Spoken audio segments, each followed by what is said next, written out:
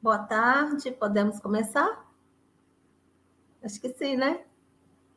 Boa tarde, pessoal.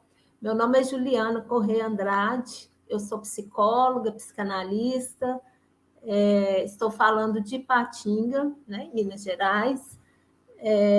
Faço parte do CEP, Centro de Estudos, Pesquisa em Psicanálise, aqui do Vale do Aço. Sou morena, né? Tenho pele morena, cabelos longos e lisos. Estou vestindo uma blusa de frio, está um pouquinho frio aqui hoje, né? Uma blusa listada, vermelha e marrom. E acho que é isso, a minha autodescrição, né? Acho que é um pouquinho do meu semblante, assim. Queria começar fazendo um agradecimento, né, ao Conselho Regional de Psicologia pelo convite, né? É uma honra, é uma alegria para a gente do CEP, né, da psicanálise, estar participando desse momento, né, nessa temática que nos é tão cara, que é a temática dos direitos humanos. E até por isso a gente resolveu intitular a nossa mesa dessa forma bem simples e objetiva mesmo, né? Psicanálise e direitos humanos.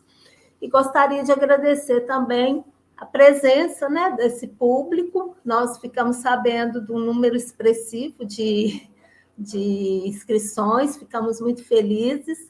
Temos agora 55 pessoas online, isso é uma satisfação para a gente. Nós esperamos fazer uma conversa bacana, né? Agora à tarde. Eu vou começar apresentando um pouquinho do CEP, né? A gente está falando aí no estado todo, né? Talvez tem pessoas até de outros estados, eu não sei. Mas o CEP é o Centro de Estudos e Pesquisa em Psicanálise. A gente atua aqui na região do Vale do Aço.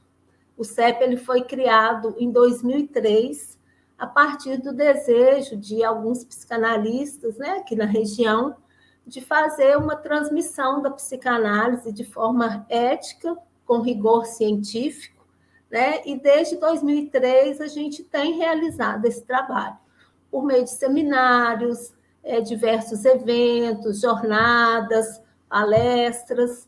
E, assim, voltando no tempo, né, e repensando o nosso trabalho, a gente percebe que essa temática dos direitos humanos, ela sempre recortou os trabalhos do CEP.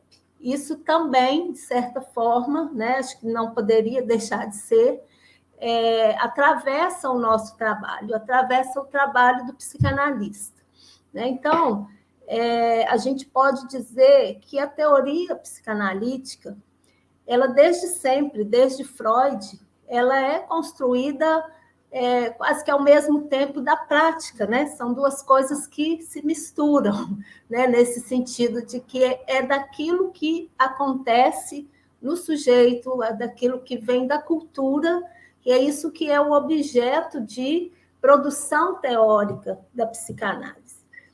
E isso também nos dias atuais, né? Então, a psicanálise, na medida em que é uma teoria, né, que trata, que preza muito pela singularidade e que preza muito e denunciar, de certa forma, todas as formas de massificação do sujeito, de segregação, né? Ela está, nessa medida, se preocupando, sim, com a questão dos direitos humanos. E a gente vê isso tanto no consultório, né, quando a gente, né, na clínica particular, quando a gente está ali escutando o sujeito, quanto no nosso trabalho nas políticas públicas e também nos movimentos sociais, né? A prática da psicanálise, daquilo que a gente chama psicanálise em extensão, né, ela já extrapolou muito essa questão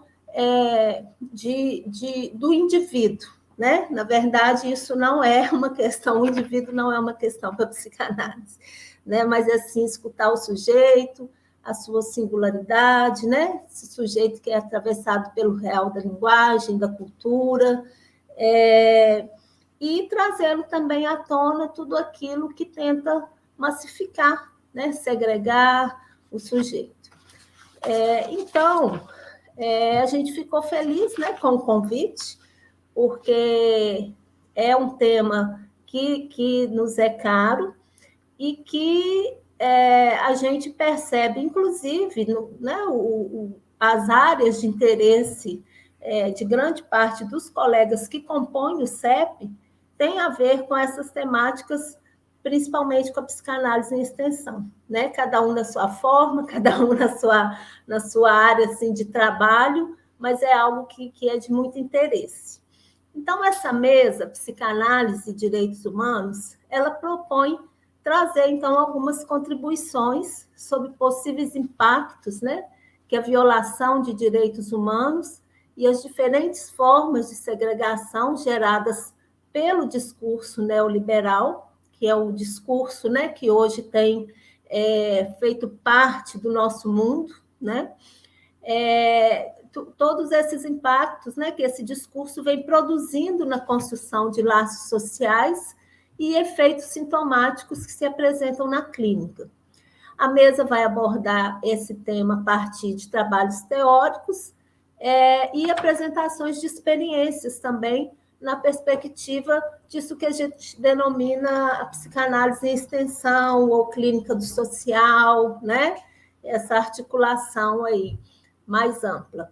Então, a gente vai ter a apresentação de 3 trabalhos, né, da Marília Moreira, que vai falar desse encontro sutil entre a psicanálise e a psicologia, e como que isso se dá na construção da rede, né, de atenção, garantia de direitos ao adolescente.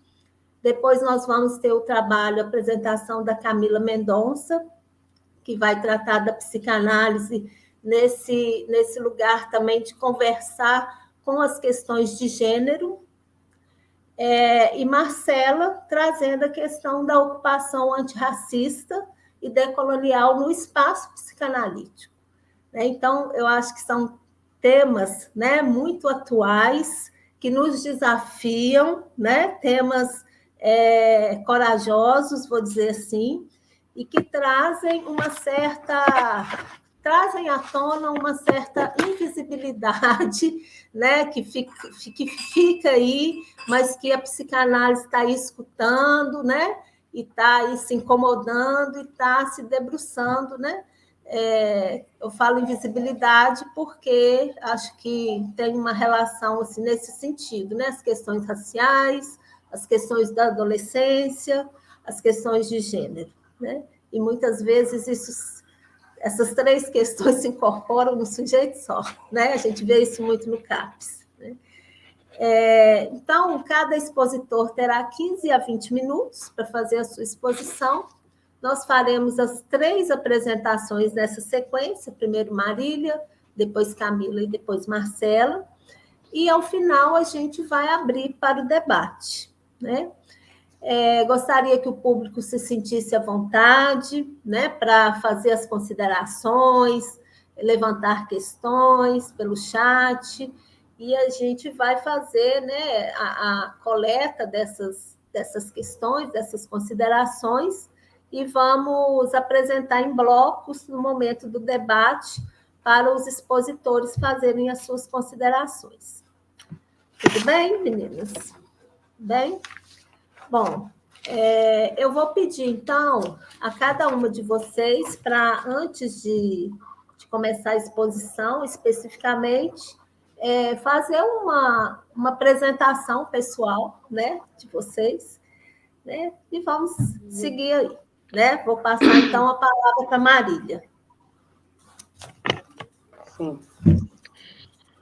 Bom, boa tarde. Eu sou Marília, me considero uma mulher negra, estou aqui de blusa vermelha e blusa de frio azul, uso óculos. A minha trajetória, né, assim, contando um pouco a minha história, a minha formação, claro, em psicologia, sou psicanalista. A psicologia veio antes, né, da psicanálise. Eu sempre estou prezo muito esse lugar do psicólogo, da psicóloga, porque antes de me enveredar pelo caminho aí da psicanálise, eu me interessei muito pela psicologia, com as questões que a psicologia me colocava, né, diante da vida.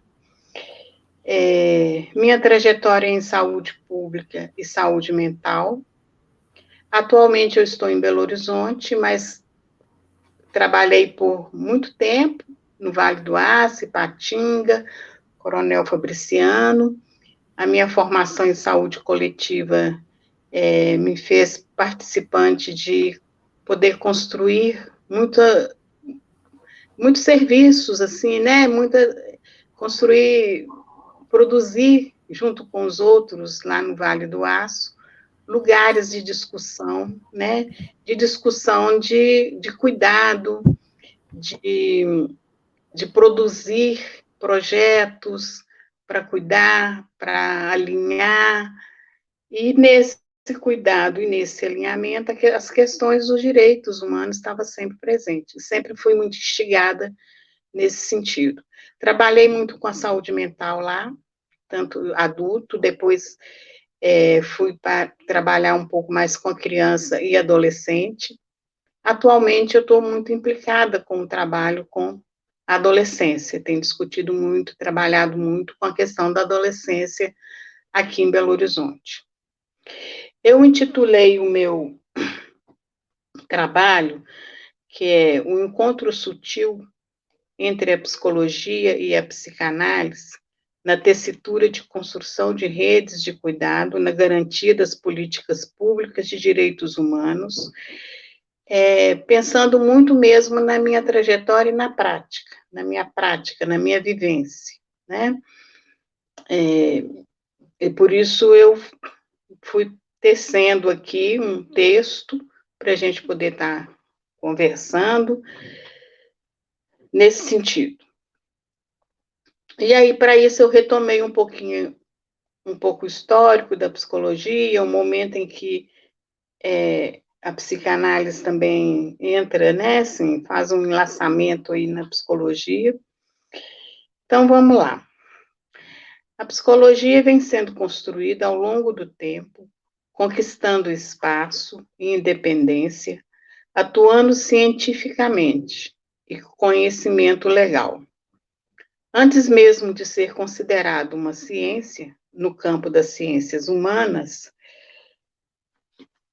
ela surge como um ramo da filosofia, considerando o pensamento filosófico como um instrumento de reflexão para o indivíduo frente às inquietações e exigências do mundo externo, sendo bastante utilizada para compreender as ações, os sonhos, os comportamentos e os impulsos dos seres humanos. Podemos citar filósofos como Aristóteles, Platão e René Descartes, dentre outros, que em alguma medida contribuíram significativamente para a construção do conceito de psicologia. Em sua base científica, não podemos deixar de mencionar o surgimento também da psicologia experimental, além, é claro, de sua contribuição no contexto social.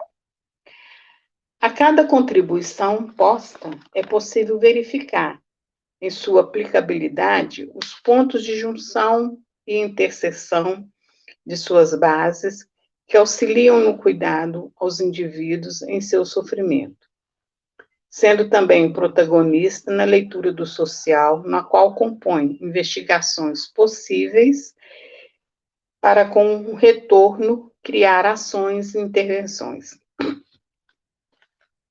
Tendo em vista as várias influências, não se surpreende também que tenhamos no exercício de sua aplicabilidade o surgimento de várias abordagens, pois possui um campo de estudo no qual apresentam diferentes processos investigativos para a compreensão da mente humana, tais como o behaviorismo, funcionalismo, estruturalismo e outras, na busca incansável a entender a complexidade humana e seus eventos, no afã de uma aplicabilidade de cuidado aos indivíduos em seu sofrimento.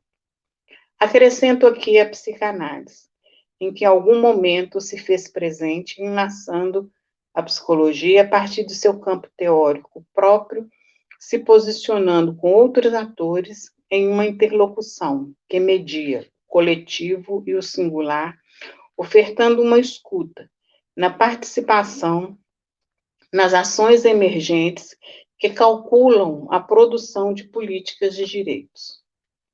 No século XIX, a psicologia toma uma dimensão social, passando a marcar presença em diversas áreas brasileiras, estabelecendo ligações com outros campos do saber. E aqui, eu parafraseando a Luanda Queiroga, em entrevista cedida à revista do Conselho Regional de Psicologia, da 4ª Região, eu achei essa entrevista muito rica, né? Se Luanda tiver por aí, ela poderia falar um pouco mais. Ela diz algo, eu cito, né? A sociedade reconhece a psicologia porque ela vem se colocando no lugar de quem também constrói políticas públicas que visam a garantia dos direitos sociais. No Brasil, né, são 60 anos de regulamentação da profissão, que assenta o reconhecimento e delibera o profissional, pautada em uma formação e um código de ética, tornando presente a categoria no campo da saúde, social, no jurídico, acadêmico e outros. Destacar-se-á, com certa relevância, que na década de 90, quando é instituído e formalizado o SUS, amplia a entrada da psicologia nas questões sociais e de saúde na rede, possibilitando a interlocução com outros saberes, pois, como vimos, a psicologia traz em seu histórico uma diversidade de leitura com uma riqueza teórica. Os 60 anos de regulamentação, podemos dizer, corrobora com os 30 anos do SUS e com as ações da psicologia. É neste cenário político que teremos também o alinhamento do discurso analítico aos outros diversos discursos. Na sutileza e delicadeza, como um artesão, o analista tece a borda da angústia e perturbações humanas, convocando os sujeitos ao seu lugar de fala. Um lugar que, para alguns, frente ao discurso estabelecido da cultura, encontra um fora-lugar, uma opacidade, uma invisibilidade. Uma cultura que nunca coincidiu com a vida e que é feita para reger a vida. Isso é uma frase de Antonin Artaud. A vida regida e organizada por um discurso imperialista que decide a valorização dos corpos, quem vive e quem morre. Há uma realidade que guarda certa obscuridade, um ponto de alarme que visa criminalizar algumas populações específicas com a ideia de governabilidade pautada por uma biopolítica. A existência humana, nesse sentido, se insere para alguns no lugar de exceção. A morte pode ser legitimada dentro da legalidade do Estado. Tomando a ideia da morte, localizada no campo da linguagem e do lado do simbólico, a morte anuncia a simbolização do corpo. É no processo do trabalho com a linguagem que a psicanálise se coloca na produção de sentido e conhecimento, na intenção de produzir um sujeito que busca uma outra forma de vida, abrir para outras formas de vida. A oferta da escuta conduz à desconstrução de paradigmas. As políticas públicas são criadas a partir das ações que emergem em determinado contexto, empunhadas por movimentos sociais, corpos que se lançam, contrariando a norma estabelecida. A força do coletivo formada pelos uns, que o analista localiza lá na singularidade. É importante salientar que esse caminho não se faz sem a conexão com o inconsciente, uma energia pulsional gerando o forçamento no campo da linguagem, produzindo deslocamentos de um a outro. Em consonância com o descrito acima, a garantia dos direitos é a proteção à vida, da existência nas suas diversas formas. Deslocamentos que promovem a construção de uma fina rede resistente de cuidados, priorizando a atenção especial aos jovens cidadãos.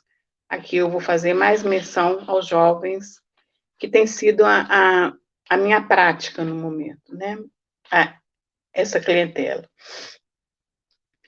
Aos jovens cidadãos expostos às vulnerabilidades, iniquidades no acesso a bens e serviços sociais, na tentativa desafiadora de construir práticas diferenciadas e específicas, superando ou minimizando os efeitos crônicos da lógica excludente e da injustiça social. Dentre esses grupos, destacam-se os adolescentes com história de violação crônica de direitos, com trajetórias de vidas nas ruas, usuários abusivos de álcool e drogas, adolescentes em conflito com a lei, vítimas de violência, dentre outros. Crianças e adolescentes, sem distinção de raça, cor ou classe social, devem ser protegidos pelos direitos assegurados pela Convenção sobre os Direitos da Criança, adotado pela Assembleia Geral da ONU, em 20 de novembro de 1889, e ratificada por 196 países, inclusive o Brasil, pela Constituição Federal e pelo Estatuto da Criança e do Adolescente, o ECA, que completa também 30 anos. São políticas que implicam a participação dos profissionais em ações. Em relação à adolescência, ciclo de vida complexo, porque visa aí uma passagem da infância para a vida adulta, uma passagem que pode vir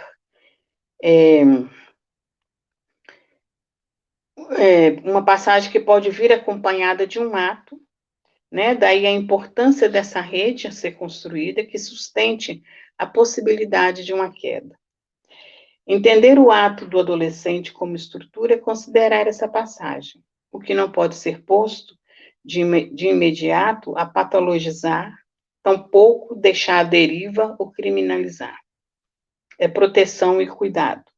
A experiência no acompanhamento dos adolescentes em situação de vulnerabilidade vem mostrar o quanto é tênue a linha entre proteção e tutela.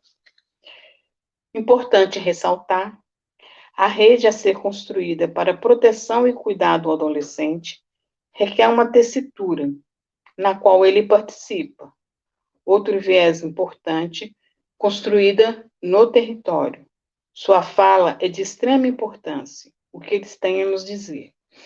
Necessário um outro, no lugar da escuta, que suporte os silêncios, o afastamento, que aproxima e distancia. O surgimento do sujeito ali na borda. Em relação a essa questão desses direitos, né, na rede pública, eu trago aqui um exemplo de um caso que foi acompanhado e discutido com uma equipe de saúde da família durante um matriciamento, né, que é um dispositivo de rede, e que é um caso que essa escuta leva a fazer um outro movimento, né, assim, na demanda que a equipe tinha em relação a esse jovem. É a história de João. João aparece no encontro de sua equipe de saúde da família com a psicóloga do referido projeto, é um projeto de matriciamento à saúde integral do adolescente, com o sintoma inicial, a não adesão de João a um tratamento de sífilis adquirida. Definiu-se pela busca ativa, programada com o objetivo de retorno ao cuidado, mas com uma orientação importante, observar se o adolescente precisa de algo mais. Com este olhar, a ACS de referência da família se depara nas visitas ao domicílio com um jovem com apatia frente à vida.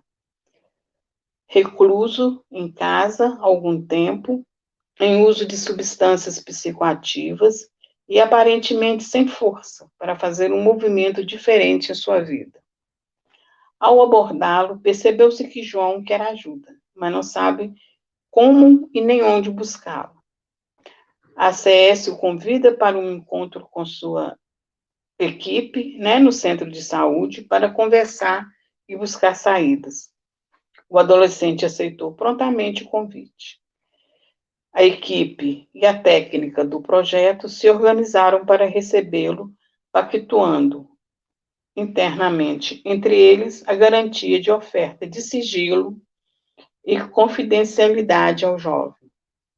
No encontro, o adolescente foi convidado a contar sua história de vida. E João dispôs-se a falar sem constrangimentos. Relator ter crescido e sido criado até os 15 anos no mesmo bairro, território do seu centro de saúde.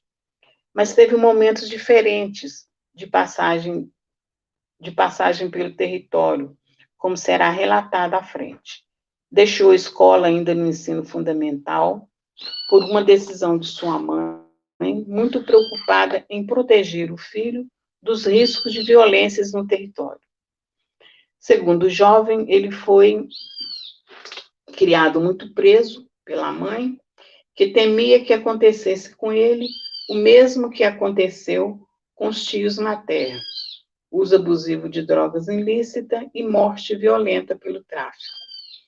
O jovem recordou a morte dos 2 tios e da cena presencial por ele, então, com 8 anos, do assassinato de um deles. Recorda-se com muita emoção do tio caído no chão. Com 15 anos, João iniciou um namoro com uma adolescente de quem gostava muito. Durante o namoro, levou a jovem para morar em sua casa, com seus pais. Brigavam muito e a mãe interveio e os dois se separaram. Momento de muita tristeza para o jovem, que voltou a buscar amigos. Sua mãe decidiu levá-lo para morar na cidade da família materna. Essa mudança de lugar foi, de alguma forma, determinante em sua vida, pois a intervenção materna o levou a repetir a história tão temida da família. Assim, aos 15 anos, após término do namoro e mudança repentina de cidade e afastamento dos pais, iniciou o uso de drogas, maconha e cocaína. Retornou novamente para o território de infância somente depois de 2 anos, quando o uso se intensificou. Chegou a ser preso por 3 dias porque, como ele dizia, muito doido de droga. Desacatou uma autoridade. O núcleo familiar era formado por um irmão mais velho, cuidado pelos familiares maternos. É tranquilo e sem vício. Outro irmão por parte de pai, com o qual tem pouco convívio. Moram juntos somente ele, a mãe e o pai. É uma dinâmica familiar marcada por muitos ciúmes da mãe em relação ao marido e ao filho. Enquanto relatava sua história, se deu conta desse excesso da mãe com ele. Não conseguia se desvincular da mesma. É um amor muito forte.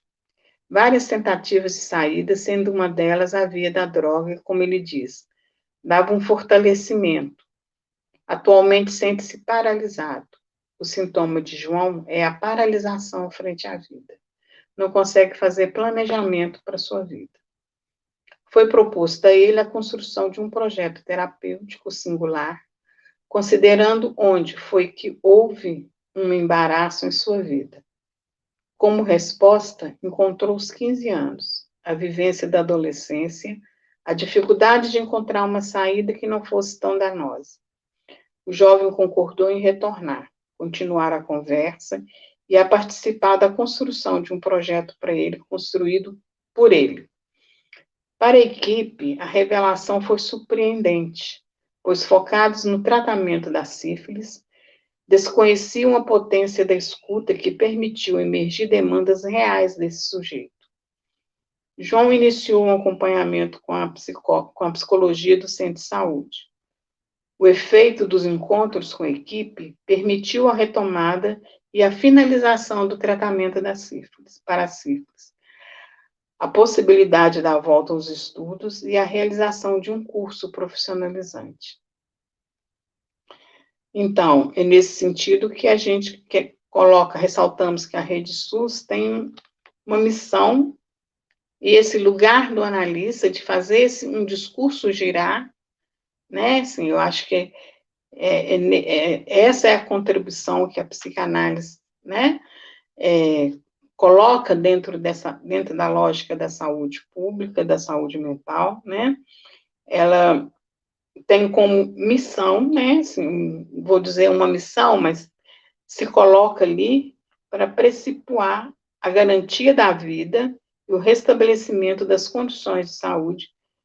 Eu diria, talvez, né, a gente pensar no bem-estar, mas resgatar esse lugar da vida, que eu acho que é de extrema importância, né, principalmente agora no contemporâneo, né.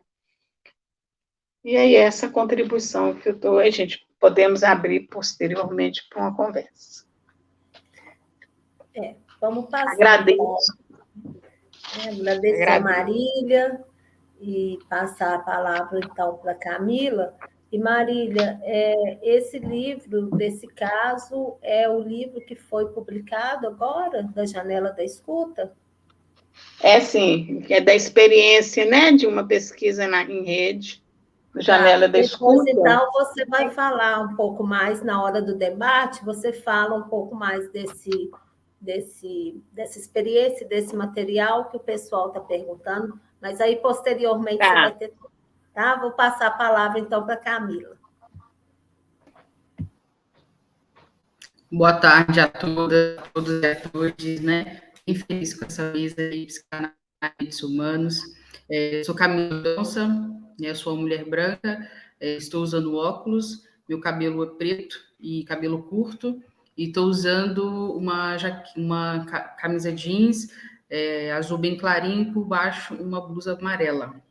E pensando, né, para a nossa conversa aqui, que muito me instiga, assim, né, agradecer primeiro ao Conselho e convida aí o CEP para estar nessa mesa dialogando com o contemporâneo, né, psicanálise e direitos humanos, ainda mais nos dias atuais, né, no primeiro Congresso Mineiro de Psicologia, intitulado aí Direitos Humanos e Ética, e muito ainda me deixa alegre de estar compartilhando essa mesa com mulheres que fazem da psicanálise, da psicologia, né, possível para todo mundo, né, isso é muito importante.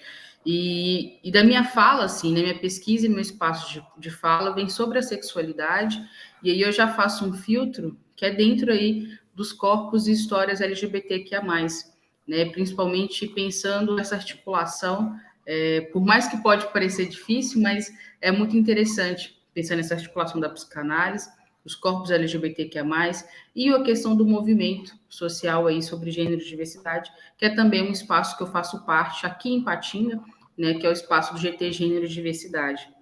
E pensando, né, para a nossa conversa hoje, vem muito na minha cabeça assim, uma psicanálise queer, né?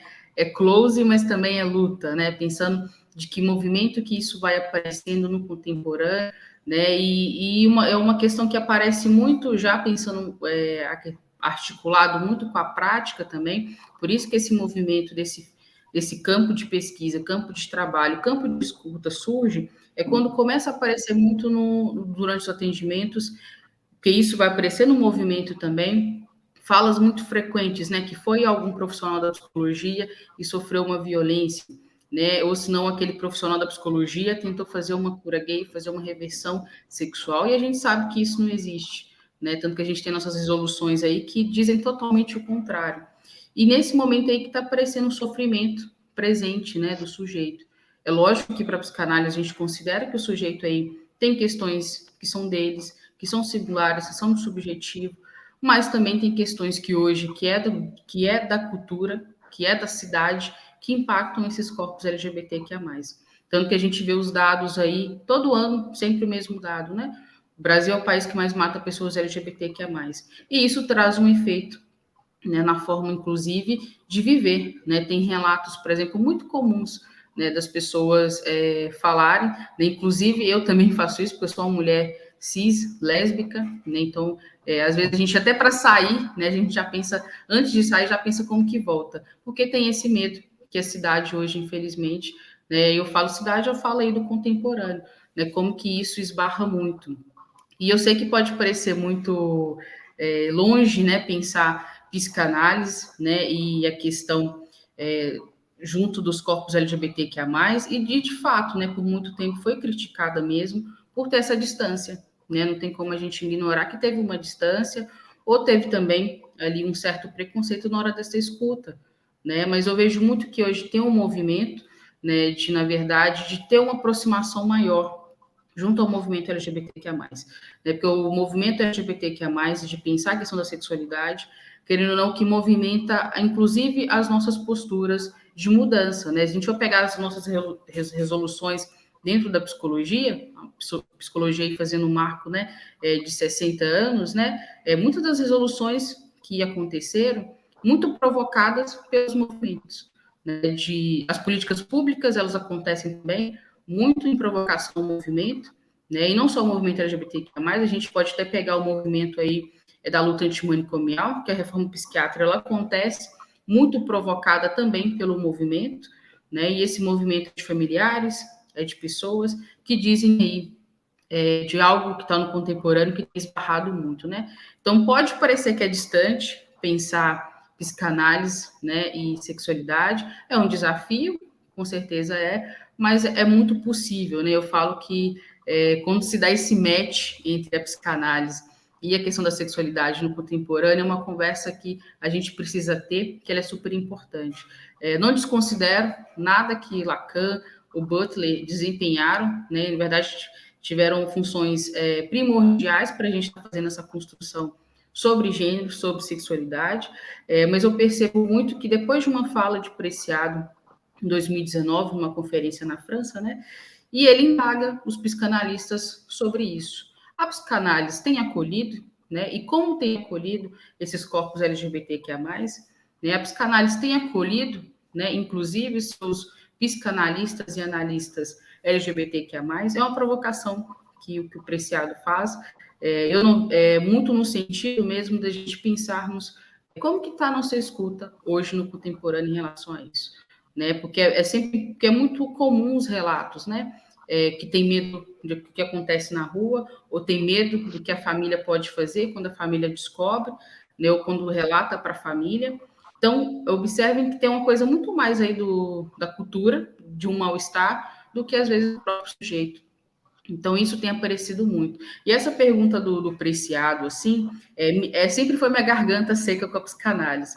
Né? Eu adoro a psicanálise, fui parar na psicanálise por causa de filmes, e da psicanálise eu parei na psicologia, e sempre foi essa postura, assim, né, de como que está essa escuta aí perante a psicanálise e a questão da sexualidade voltada para a questão de identidade de gênero, voltada para as questões de orientação sexual. E aí, essa mesma pergunta, né, que deixa a garganta mais seca, mas é a mesma pergunta também que provoca um movimento de trabalho, né, de se pensar sobre isso, né? E Lacan, eu acho que se a gente fazer uma resolução da psicanálise, tem uma frase de Lacan assim que eu acho que é de cabeceira, né? Que deve renunciar à prática da psicanálise todo analista que não conseguir alcançar em seu horizonte as dificuldades da sua época. E é muito isso, né? E me alegra muito assim que a psicanálise ela tem conseguido aproximar um pouco mais dessa discussão no contemporâneo, porque antes era muito uma discussão, né, psicanálise e escutar os sujeitos, mas agora está um movimento um pouco mais inverso, a gente está deixando os sujeitos aparecerem primeiro, falarem sobre eles, inclusive os movimentos também. Eu acho que é super válido quando a gente escuta o que o movimento tem a dizer, o que as pessoas LGBTQIA+ têm a dizer, até porque já teve uma distância muito grande entre os dois. Então, o que pode aproximar? Porque quando a gente vai ver mesmo na prática, assim, está todo mundo querendo a mesma coisa. Né? Deixar a liberdade aparecer, deixar aí em prol mesmo dos direitos humanos de cada sujeito. Então, e não tem como não pensar nessa psicanálise que vai à cidade, né, sem também fazer uma menção, né, a Célio Garcia, que muito provocou a psicanálise a circular pela cidade, né, a circular, ver o que aparece, inclusive nas salas de espera. Então, tem algo aí que acontece, que tem algo ali que é do sujeito que vai aparecer nos nossos atendimentos, que é algo muito particular, mas também tem algo que da cultura, do mal-estar, que aparece para o sujeito e isso provoca alguma coisa.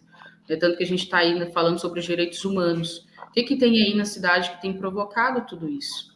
Então, tem muitas coisas que atravessam esse corpo do sujeito LGBTQIA+, né, que é para além do que ele gostaria. Ninguém vai gostar de ficar com medo de receber uma violência. Ninguém vai querer isso. Mas isso, de certa forma, acontece, né? Tanto que a gente é os países que mais mata mesmo pessoas LGBTQIA+. Então, é pensar, eu acho que a psicanálise, ela está num momento agora, assim, muito interessante, de pensar esse espaço político, né, que circula, né, os corpos LGBTQIA+. Né? Como que tem circulado isso na cidade? Né? Como que tem sido provocado isso? Né? Como tem transitado? Como está essa liberdade? E eu acho que é um questionamento muito válido quando a gente... E aí eu acho que é tanto psicanálise quanto psicologia, né, quando a gente para pensar como que está o nosso acolhimento, né, em relação às pessoas LGBTQIA+, que chegam para os nossos atendimentos, ou para os nossos serviços também, porque a gente sabe que a psicanálise e a psicologia é ampla, né? Por exemplo, eu trabalho com a psicanálise dentro da universidade, nos meus atendimentos online, e também no Fica Vivo, né, que é um programa de prevenção à criminalidade. Então, você vê que a psicanálise ela não está só naquele setting terapêutico mais tradicional que a gente conhece. Então, hoje ela está muito mais ampla. E esses sujeitos, eles vão chegando nesses serviços que nós estamos, né? E hoje tem aparecido muito essa questão da sexualidade. Então, assim, essa provocação em sentido de como que nós, né, psicólogos, psicólogas, psicanalistas temos escutado, nem é como crítica, nem para ser agressivo, não. É muito mais no sentido, é até uma pergunta orientadora para o meu trabalho também. Como que eu estou escutando e como que eu estou vendo esses corpos LGBTQIA+, né? Para que isso não atravesse, assim, a prática mesmo, né? A gente sabe que é duas áreas que o tempo todo, né, é em prol da subjetividade. Então, a gente, igual a Ju muito falou, né, no início, a gente esbarra muito no neoliberal, né? E eu até lembro um pouco de Carlos Drummond, né? Dessas pedras no meio do caminho que incomodam pra caramba, mas que nos fazem refletir e também nos fazem ser criativos no sentido que a gente não pode parar.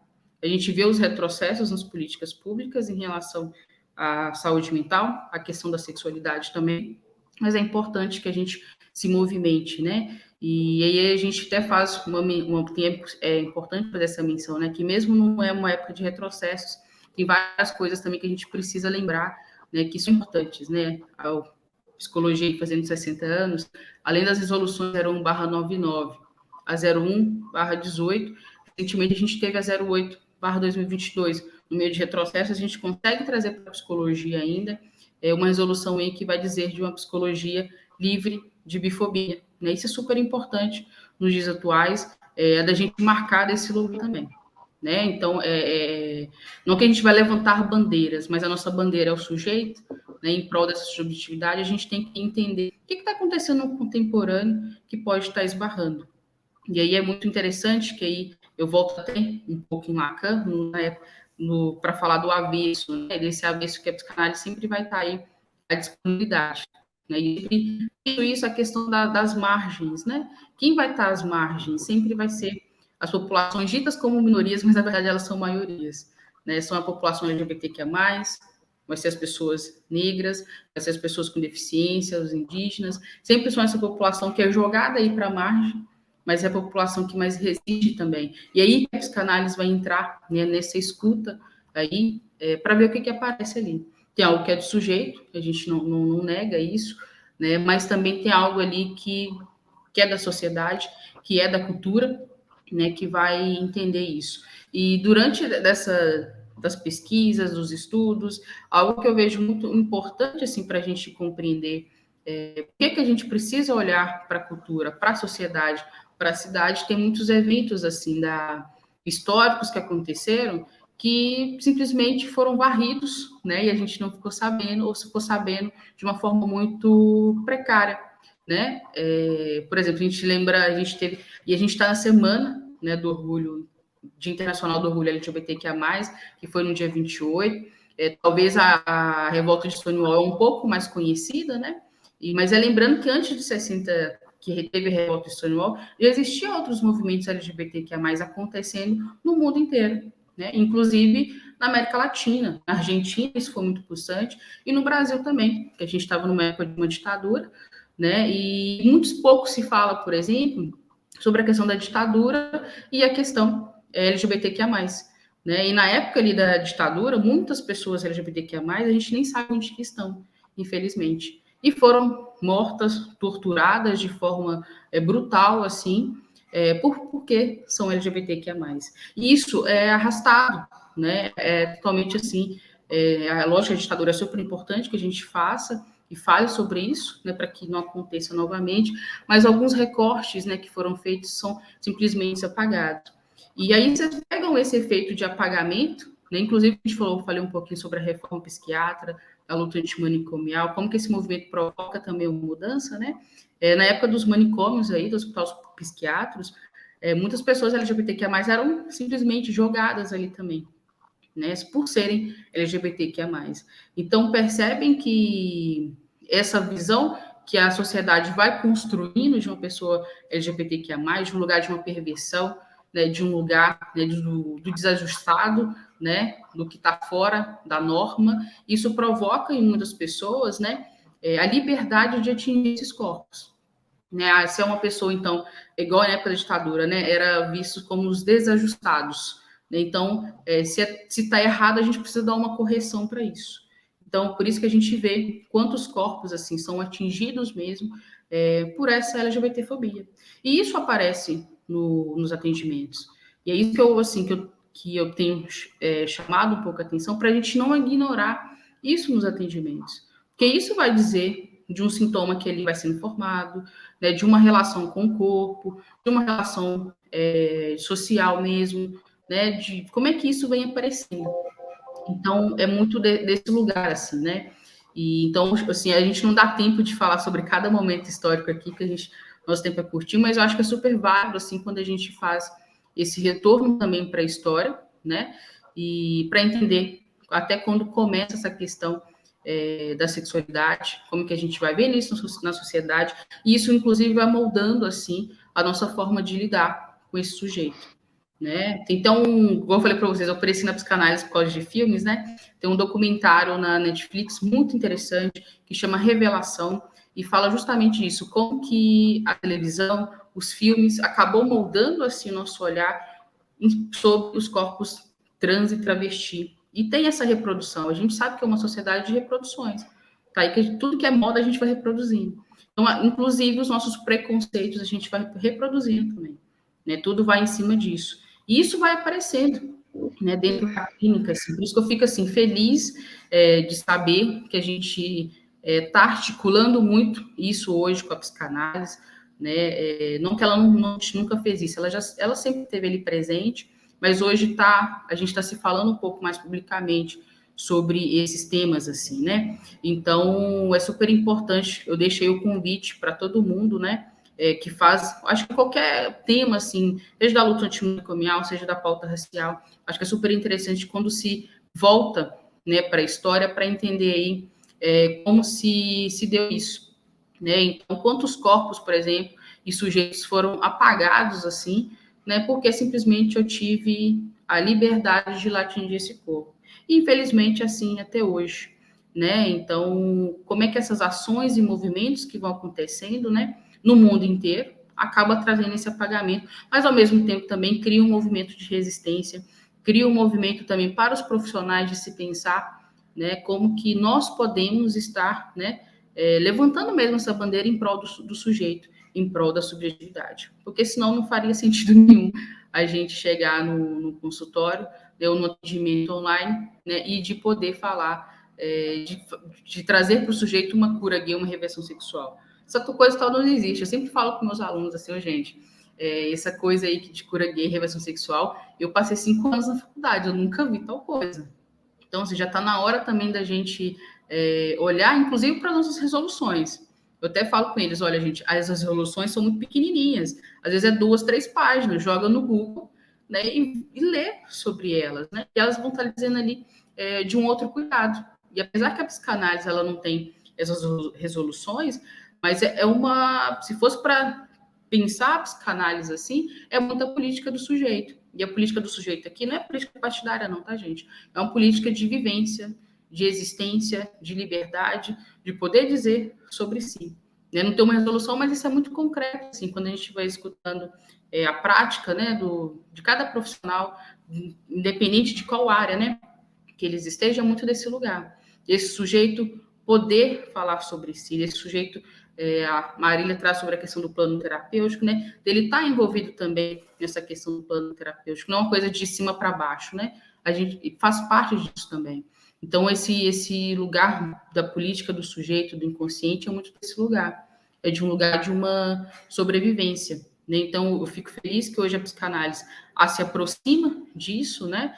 Que tem escutado um pouco mais essa história, um pouco mais esses movimentos. Eu falei, é um movimento de close? É um movimento de close. Né? A gente vai colocar 3, 5 milhões de pessoas na Avenida Paulista, vai.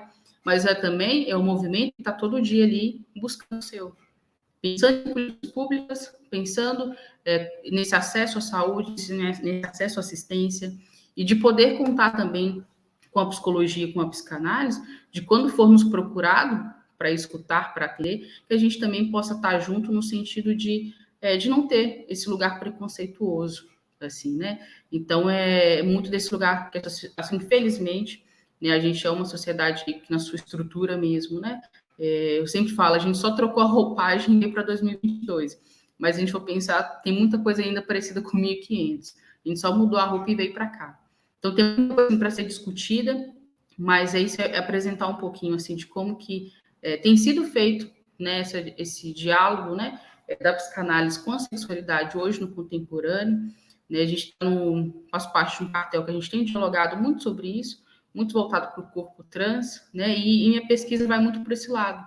Né, eu sei que tem coisas do sujeito que é dele, uma construção que vai ser, né, parte dele, mas não ignoro isso que acontece aí na cidade, porque isso tem um impacto, às vezes até muito mais do que uma outra questão que poderia aparecer, né?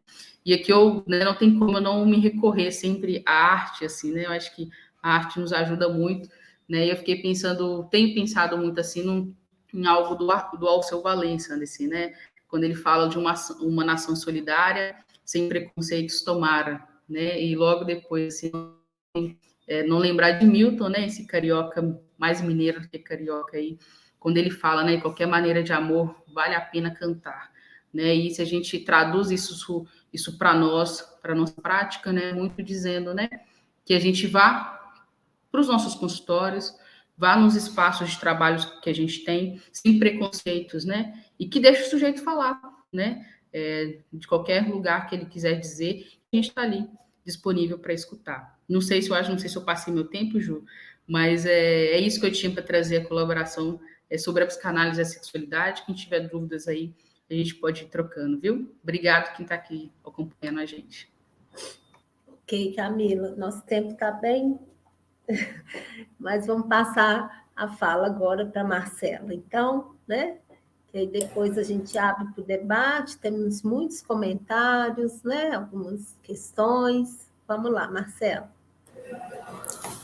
Boa tarde a todas, todos e todes.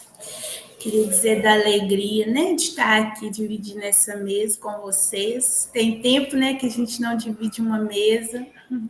Que pena que estão online, mas que bom que o virtual nos permite partilhar com corpos que estão distantes, né? Acho que é um ganho nesse sentido. Eu vou tentar ser breve, até pensando no nosso tempo, para a gente tentar conversar, mas vou me apresentar brevemente e dizer assim, de onde que eu me autorizo falar aqui hoje. Então, né? Eu sou Marcela Souza, sou psicóloga, psicanalista, pesquisadora, sou uma mulher negra, tenho cabelo crespo e curto, estou vestindo uma blusa branca, de um tecido bem levinho, com um casaco dourado, tô com batom vermelho e um brinquinho dourado de bolinha. Estou em frente a uma parede branca. Eu atuo, né? Eu me formei há 8 anos. Atualmente, eu trabalho com medidas socioeducativas de meio fechado, então, com adolescentes autores de atos infracionais. Tenho um percurso também do início, né, da minha trajetória profissional no contexto da saúde mental, também na docência, né, que eu sigo aí a parte, inclusive, das pesquisas. Também faço parte do CEP e faço parte de 2 grupos, eu vou dizer assim, né, que é com essa temática do recorte do racismo e a psicanálise, então. Hoje eu faço parte da coordenação de um ateliê de pesquisa, que é no Instituto de Psicanálise e Saúde Mental de Minas, em Belo Horizonte, e do coletivo Ocupação Psicanalítica. E é a partir, né, desse trabalho que a gente vem desenvolvendo, principalmente no coletivo. Estou falando principalmente porque eu vou dizer aqui um pouco do trabalho mais do coletivo do que do ateliê, mas são trabalhos que conversam muito, né, que eu vou tentar contribuir um pouco com essa mesa. Então, eu vou tentar falar da Ocupação, né, que é um coletivo hoje interestadual. Eu faço parte do eixo Minas, mas nós estamos também no Rio, no Espírito Santo e na Bahia. Em cada um desses eixos, a gente tem um braço que é nas universidades, né? Então, em Minas, nós estamos articulados ao Psilax, que é um grupo de extensão que tem dentro da UFMG. No Rio, estamos vinculados ao UFRJ, né, à UFES no Espírito Santo e à Universidade do Recôncavo Baiano na Bahia. Cada eixo de trabalho nosso, assim, ele é ramificado em várias ações. A gente tem feito uma boa conversa, vou dizer assim, da psicanálise com vários segmentos da sociedade, né? Com MST, com quilombo urbano, com os estudantes nas universidades, né? Porque a gente faz também o atendimento clínico. E como que o Ocupação surge? O Ocupação surge a partir aí da parceria de trabalho de psicanalistas. A gente surgiu no ano de 2020, né? Então, alguns psicanalistas interessados em discutir uma posição que eu vou chamar aqui de subversiva, a neutralidade frente às tendências racistas e o modo como o discurso dominante incide sobre a constituição dos sujeitos. Inicialmente aí na universidade, a gente se reuniu então para discutir, para estudar e para pensar como que a gente poderia avançar. Eu vou citar aqui um fórum que teve em 2018 em Minas, mas um fórum, né, que é brasileiro, que é o ZADIG, que discutiu o racismo. O tema naquele momento era por que só existem raças de discurso. Acho que ali teve uma semente boa dessa peste que está aí agora avançando na psicanálise, né? Fico muito grata, assim, de estar fazendo parte de um movimento que tem avançado tanto, mas que pena que a gente demorou tanto para discutir no âmbito da psicanálise o que a gente tem discutido. A nossa gestão no coletivo ela é horizontal, né? Assim, a gente tem uma autonomia dos estados para fazer os seus trabalhos, né? Para fazer as articulações, mas nós temos uma gestão que é compartilhada. No eixo Minas, que é onde eu estou, a gente tem um trabalho em que a gente está com um trabalho no quilombo urbano, e também atendemos estudantes da moradia, né, universitária ou outras pessoas vinculadas a algum projeto que a gente está fazendo intervenção, e a gente tem o interesse de escutar o sofrimento decorrente do racismo. O Ministério da Saúde ele publicou no ano de 2017 a Política Nacional de Saúde Integral da População Negra. Lá nessa política, né, vou citar rapidinho, assim, o Ministério ele vai dizer, né, que é preciso promover, né, a saúde da população negra, visando combater as desigualdades, tendo em mente que a ausência de saúde é o resultado de injustos processos socioeconômicos e culturais, em destaque o vigente racismo, que corrobora a morbimortalidade das populações negras brasileiras.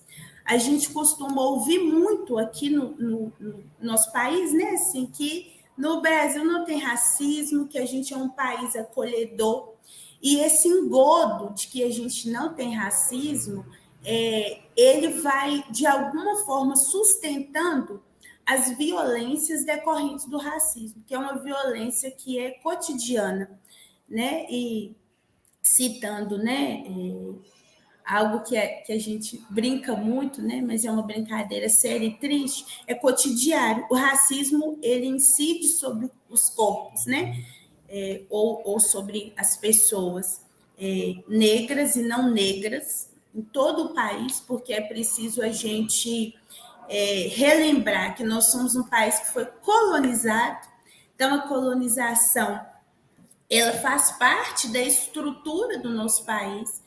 Então, por isso que a gente diz, né, que o racismo é estrutural. Nós vimos, né, de uma abolição tardia e de uma falsa abolição, porque a escravidão ela foi abolida no papel, mas não se criou uma política de reparação ou de inserção das pessoas, né, que foram escravizadas, para que, de fato, essas pessoas pudessem ser inseridas na sociedade de uma maneira justa, de uma maneira igualitária. Então, hoje, quando a gente discute políticas de reparação, por exemplo, né, quando a gente discute a inserção numa universidade de pessoas negras, para além, né, de um discurso de meritocracia, que é um outro discurso que também ele vai sustentar uma violência, a gente está assumindo essa falsa abolição. Né? E na psicanálise, por exemplo, né, hoje a gente tem resgatado teóricas negras, né, pessoas negras que construíram aí a história da psicologia e da psicanálise, exemplo da Virgínia Bicudo, né, de Neuza Santos Souza. A Neuza ela tem uma dissertação, né, que é de 83, né, assim, e a gente está resgatando a Neuza agora. O livro da Neuza, Tornar-se Negra, é um livro que foi reeditado, acho que ano passado, 2019, que é uma das referências que a gente tem resgatado, né, discutindo, então, um certo epistemicídio que a gente teve, né, de teóricos, de teóricas importantes, Lélia Gonzalez, né? Então, a gente tem tentado resgatar essas vozes, né, essas vozes insurgentes, geralmente mulheres negras, para a gente recontar, vou dizer assim, a psicanálise brasileira, né? E não no sentido de uma psicanálise identitária, então, como muitas vezes a gente vai sofrer uma certa crítica, né? Como se discutir racismo, discutir LGBTfobia, tal como Camila acabou de dizer, fosse identitarismo, assim. Mas o que a gente está discutindo inclusive, o modo de construção da própria ciência, a psicanálise não está fora disso, foi eurocentrado.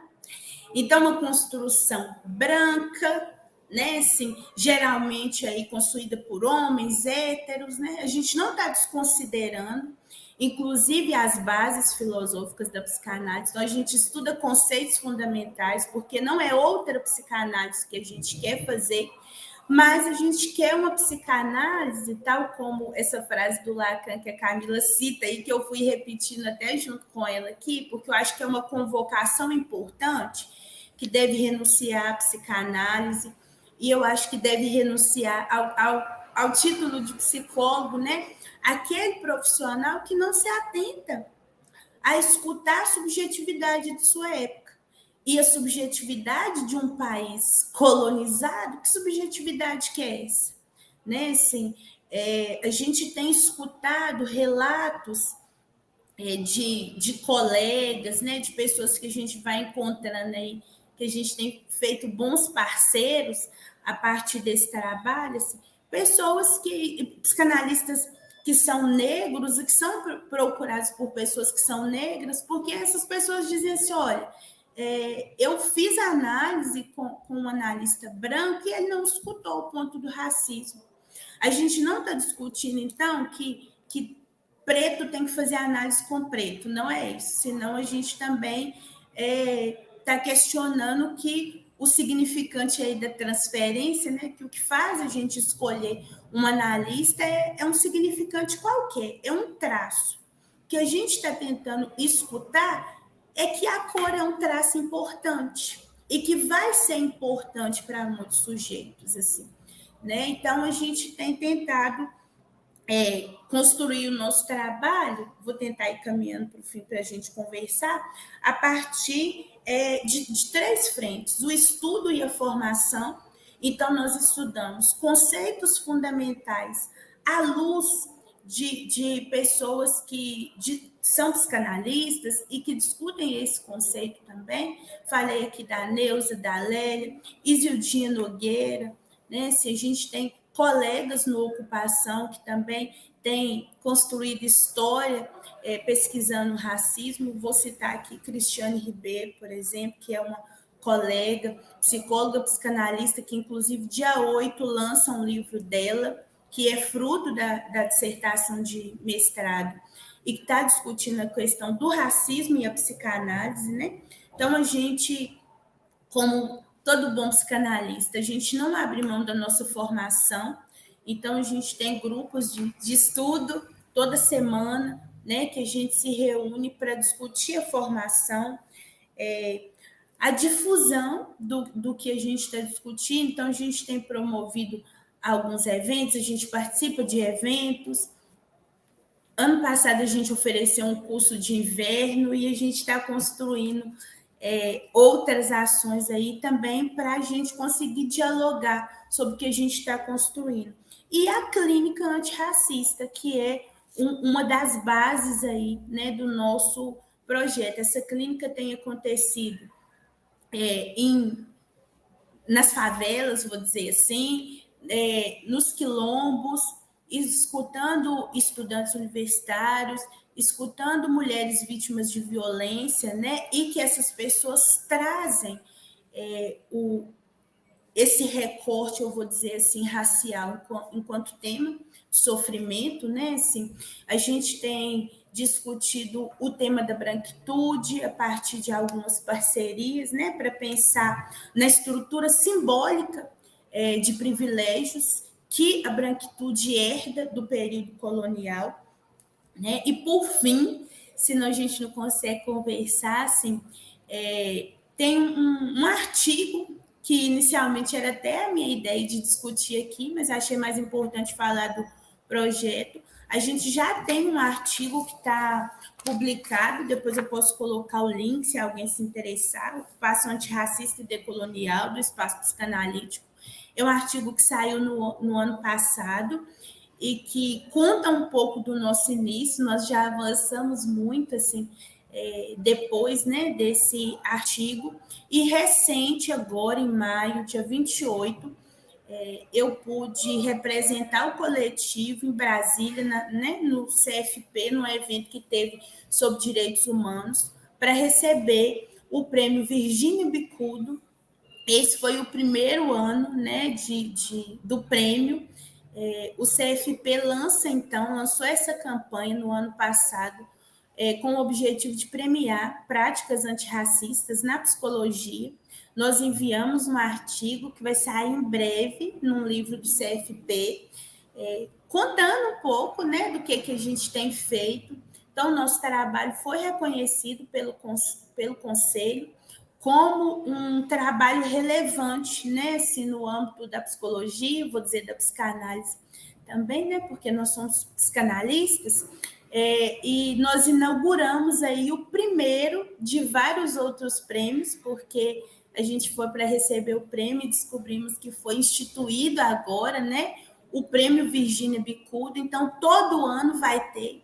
Então, acho que é a psicologia, mais uma vez, e que bom, comprometida, né, com essa temática dos direitos humanos, se implicando e reconhecendo aí a necessidade de que a gente possa discutir e, para além de discutir, construir, né, um modo de fazer psi, né, fazendo essa leitura aí a partir de temáticas concernentes aos direitos humanos, assim. Tem muitas outras coisas, mas eu acho que é importante dar notícia, convidar para o debate, né? E para conhecer também um pouco mais do nosso trabalho. Obrigada, gente. Obrigada, Marcela. Gente, muitas experiências, né? Muito ricas, muito atuais, né? A gente está com pouquinho tempo, mas eu selecionei aqui os comentários e muitos comentários bacanas, muitos elogios para os trabalhos. Gostaria, Marília, eu vou passar assim, vou passar para a Marília, ela responde, depois, mas tentando ser bem objetivo. Houve muito interesse, Marília, pelo livro que você estava lendo, assim, as pessoas pediram a referência, né? Queria que você falasse dessa referência e o interesse pelo trabalho, como que é o trabalho do psicanalista nas políticas públicas, né? Com relação ao trabalho da Camila, muitos comentários, muitos elogios, da forma como você trouxe um pouco da história, né, a importância disso, como que as paradas LGBTs elas marcam um lugar importante e ainda com muito conservadorismo em algumas cidades, né? Que o close tem que ser feito mesmo, né? Para não dar espaço de cena para o agressor, né? Não teve necessariamente uma pergunta, mas tiveram muitos comentários interessantes. E com relação a Marcela, também muitos comentários falando da importância disso, da importância das atualizações desse congresso, né? E uma pergunta sobre como participar desses cursos, a Fernanda perguntou aqui, tá? Então, vou passar para Marília, e assim, é rápido mesmo, porque são considerações finais, nós temos 14 minutos. Então vamos lá. Bom, esse livro, ele, na verdade, acabou de ser lançado. Nesse livro, que chama O Adolescente Especialista de Si e a Tessitura de uma Rede sob Medida. É um livro do Janela da Escuta, que é um programa de formação, né, que é coordenado pela Cristiana de Freitas Cunha, da Faculdade de Medicina da UFMG, que funciona no ambulatório São Vicente, ali na faculdade, né, ali no Hospital das Clínicas. Ali que eu digo porque eu estou aqui em Belo Horizonte, estou próximo. Nesse livro, tem várias experiências, e uma das experiências foi o trabalho que eu fiz em rede, né, que foi um trabalho voltado, que eu tenho pesquisado, né, assim, com a adolescência, que começou lá no Vale do Aço, né, trabalhando com equipes de saúde da família, com as escolas, no sentido de fazer um discurso, né? Girar um discurso ali, né? E sensibilizar, e trazer a adolescência à tona para a gente poder estar discutindo e criando ações, criando políticas para o adolescente. Nós não temos políticas públicas, assim, consistente, né, para a adolescência. Sempre que vem falar da adolescência, fala antes da criança. Não que a criança não tenha o seu lugar, né? Mas a adolescência, ela foi ficando, né, um pouco à parte, né, das políticas públicas. E em 2018 teve um lançamento de um projeto, né, de gestões passadas, lógico que não é dessa gestão desse governo agora, que abriu a possibilidade de fazer esse trabalho junto com a atenção primária, né, assim, conversar com as equipes de saúde da família sobre a adolescência. Por quê? As equipes de saúde da família estão ali no território, os adolescentes estão ali no território onde eles vivem. É um trabalho que tem como possibilidade acessar o adolescente para promoção à saúde.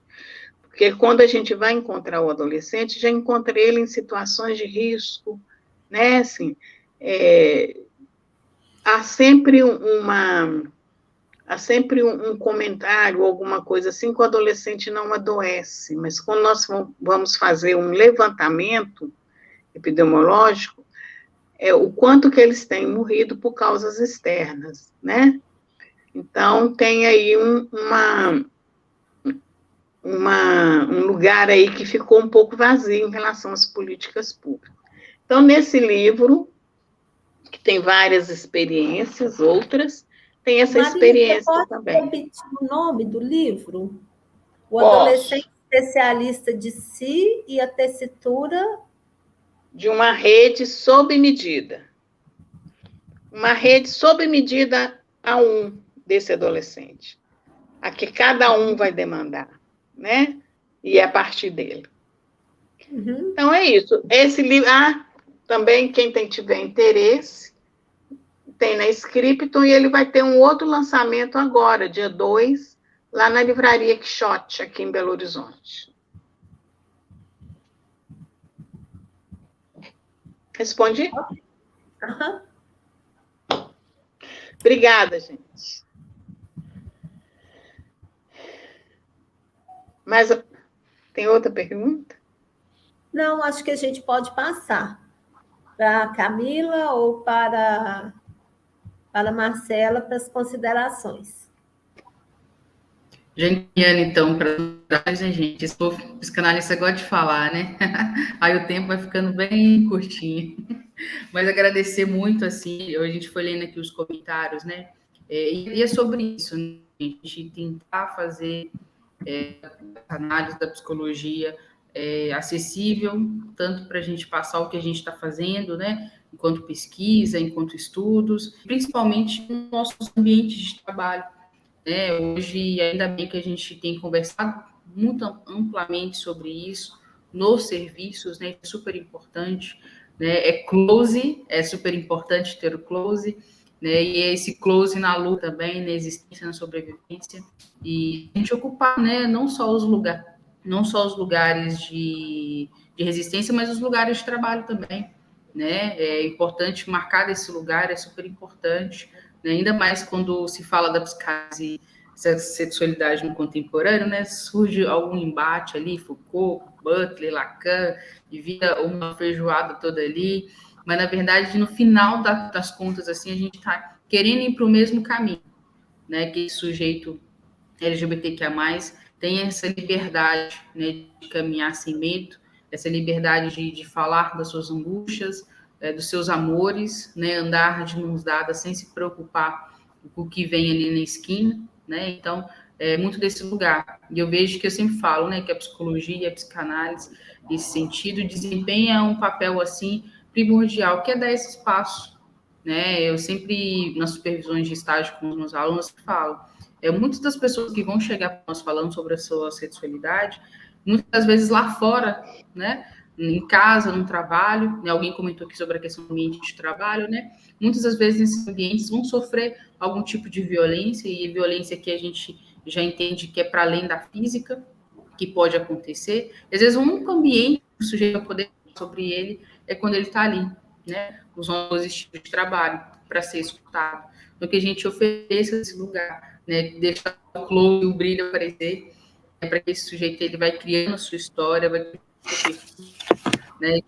A gente sabe que o cenário que está aí não é fácil, né? Então, que a gente caminhe junto nesse sentido, né? Já está tão difícil, né? Separar não dá. Então, que a gente vai brilhar todo mundo junto aí, né? Para que esses apagamentos, né? Não aconteçam. Um apagamento recente, por exemplo, foi o censo, assim, né? Falar que só tem 1 milhão de LGBTQIA+ no Brasil, aí a Avenida Paulista com 3, 5 milhões, né? Então, assim, é um apagamento histórico que tentam fazer o tempo todo. Por isso que a psicanálise é do avesso, né? Da cultura do mal-estar, né? Para ver se o que não está aparecendo e o que precisa aparecer.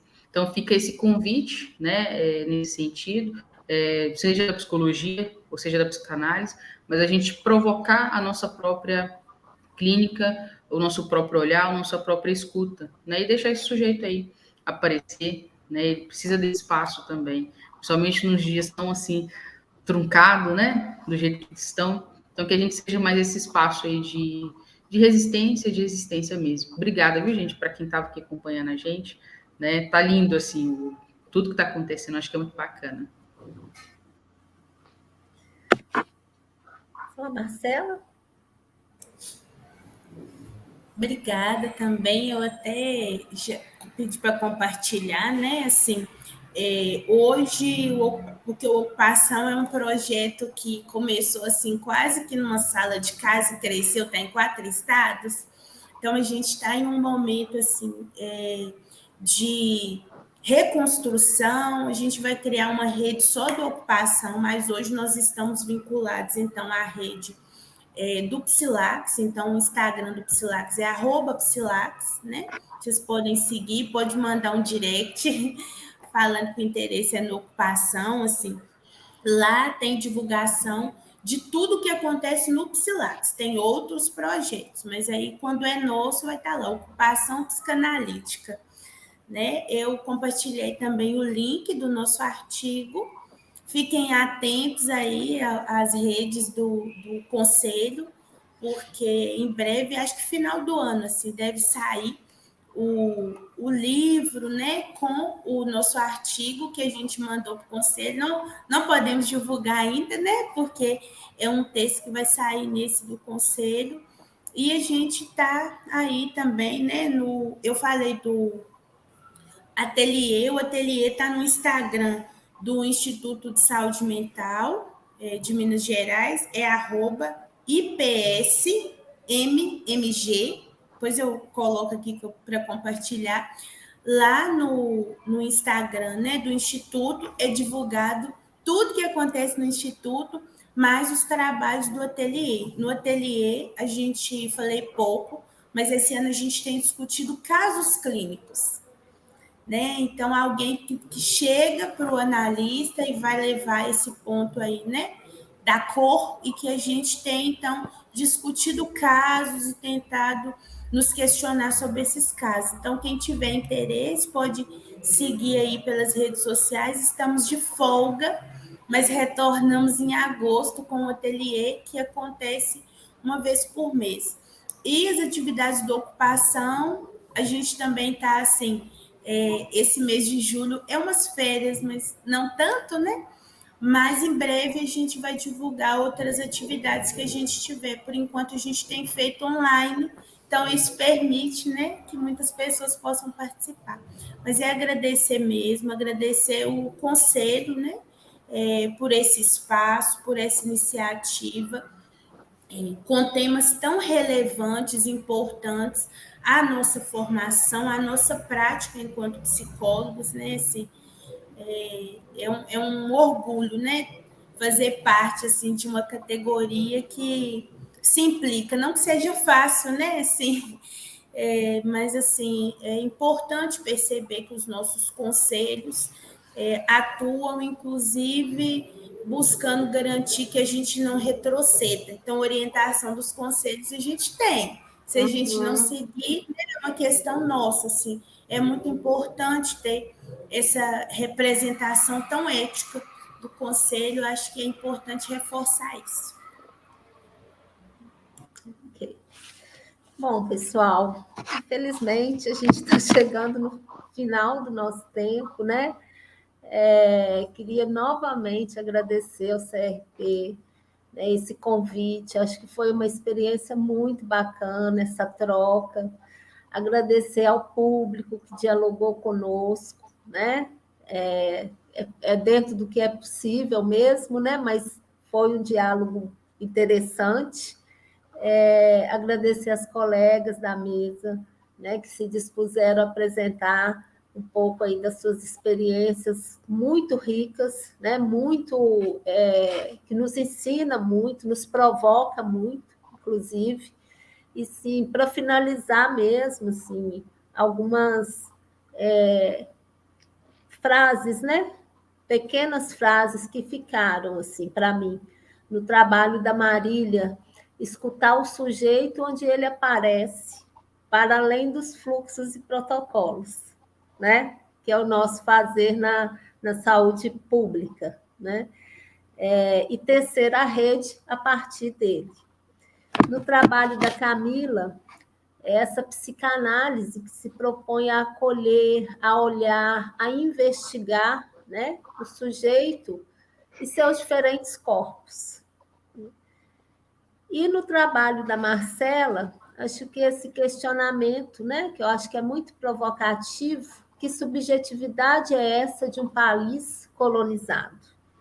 E certo, vou dizer, atrevimento de uma clínica antirracista. Mas é o atrevimento que é o atrevimento do psicanalista mesmo, né? Que provoca, inclusive, a própria psicanálise a se repensar, né? Como Lacan, né, disse, a se apropriar do sujeito de sua época, né? Com alguns anos de atraso, né, Marcela? Mas o tempo foi agora, né? Então, gente, eu acho que é isso. Muito obrigada. Eu colhi aqui os comentários, vou compartilhar com as colegas, né? E com os colegas do CEP. E podemos encerrar, então. Tá bom? Tchauzinho para vocês. Muito obrigada.